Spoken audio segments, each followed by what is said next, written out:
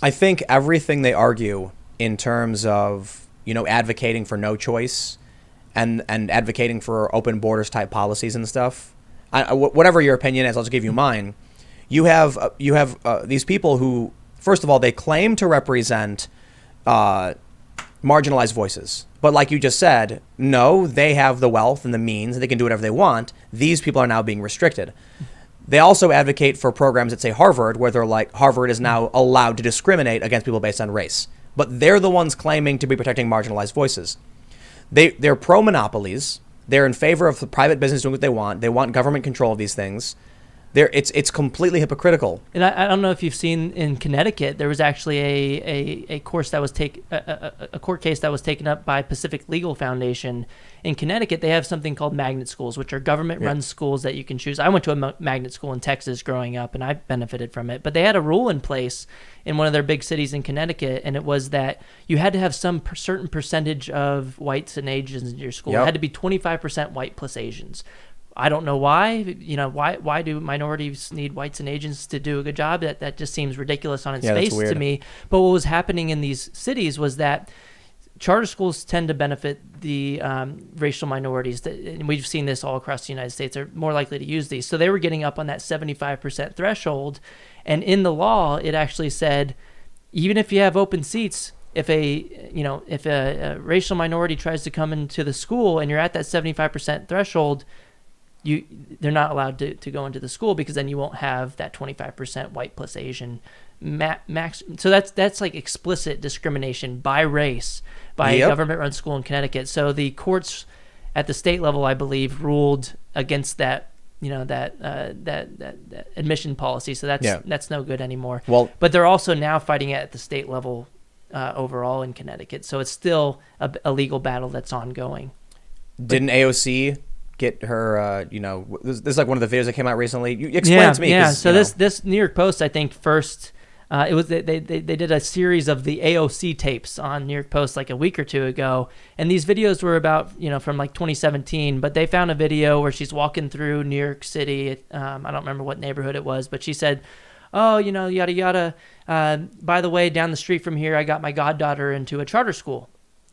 And so this is, again, kind of sneaking up on this hypocrisy idea where, look, she obviously thought a charter school was a good opportunity for her goddaughter if she got her into one. I don't know what she actually meant by getting her into one. Maybe she helped her fill out the application and stuff, because it's supposed to be a random lottery. So she supports it privately, but then publicly she comes out on social media supporting the LA teacher strike and opposing privatization. And during the LA teacher strike in, I think, January of 2019, they were opposing charter schools. And so it wasn't that they were opposing voucher programs in LA. They don't even have a voucher program in LA. They were opposing the public charter schools in LA. So she was endorsing this strike that was, fighting against the type of school that she helped her goddaughter get into and obviously supported. Is she on your list of hypocrites? She's not, because look, this wasn't her kid. This was her goddaughter. We try to make it, we try to restrict ourselves as much as possible to make it clear cases of hypocrisy on this map. So, I mean, there's not a lot of evidence on this, and there's not a lot of evidence that AOC has come out hard against school choice. So she's mostly been silent on it. But she did say, she did support, anti-privatization efforts, which meant anti-charter efforts in LA.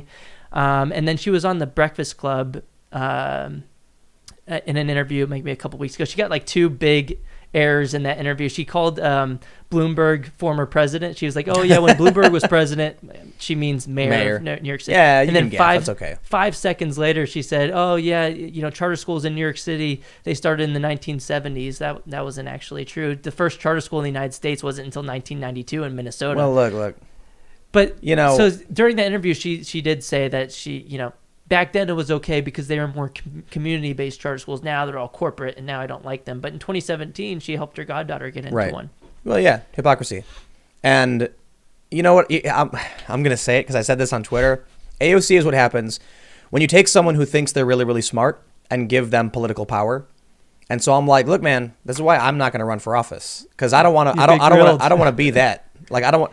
Like I can be Well, dumb. You can call me names, well, look- and I'll just be like, all right, man, I'm gonna mind my own business. Well, look, there's a better way of handling these issues. So, like, during that Breakfast Club interview, she didn't have to pretend like she knew that charter schools started in 1970. She could have just said, back when charter schools started. Right. She didn't What's have up to, with like, that? act like she knew the specific date. And it's okay, like, if you're a political candidate at that high of a level, you have a lot of different issues that you're focusing on. So I get it if you don't understand school choice as well as I would support, as well as I would understand school choice, because that's the only thing I focus on. But like, don't come out and say like I know all these minor details when you don't. Right. But I think her whole thing is it's as long as you're morally right. Yeah. It doesn't matter if you get the facts right as long as you're morally right. So some people are more concerned about being factually right instead of morally right, and I'm like, dude, what is your moral Well, are you right? morally Like, right? Yeah, not That's allowing weird. low-income kids to be able to pick their schools. That's not morally right. Well, That's I don't. subjective, right? I don't think she actually has principles, to be honest. I think do they want to give, like, when they released the FAQs for the Green New Deal, and it said people who are unable or unwilling to work, they removed that. Yeah. Well, which is it? Which do you support? Do you support universal income guarantees? And like what we heard from her former advisor, Sycat, he said it wasn't even about the environment.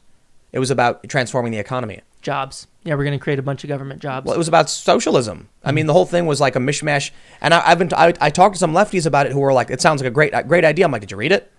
Did you read the identitarian weird stuff about racial pay equity? Like, what does that have to do with the environment, dude? Well, and didn't she like explicitly say these are going to be union jobs? Or Probably. I don't know. I think it's ridiculous. maybe not written in stone, but I think she said we're going to have good union jobs, or maybe that was Yeah. another. Well, so another candidate. here's the thing. It's like, do you care about the environment? Because if that was true, you'd be embracing nuclear power. Yeah. No, that they're totally opposed to it. You wouldn't be creating an economic policy manifesto called the Green New Deal while arguing it's about saving the world from climate change. Well, and another thing is we don't know what the net benefits or costs are of climate change are. David Friedman, Milton Friedman's son, did a whole nice talk on this where he's like, yeah, I mean, we know that the world is getting a little warmer, but we don't know like what the net effect of that is. There are some, negative effects of people having to move, rich people having to move away from the the beaches. rich people. But, there are some benefits, like there's more usable land in Canada, for example. So that's a benefit, but no one can really determine the net cost or benefit of global warming, and we don't know what the perfect temperature is. So in like places like London, getting a little bit warmer is actually a little bit of a good thing. So yeah, we don't know. I think everybody kind of agrees that the world is getting a little warmer, but where we Right. disagree is like, what should we do about it, and how much are humans actually contributing to I this? think the answer is simple.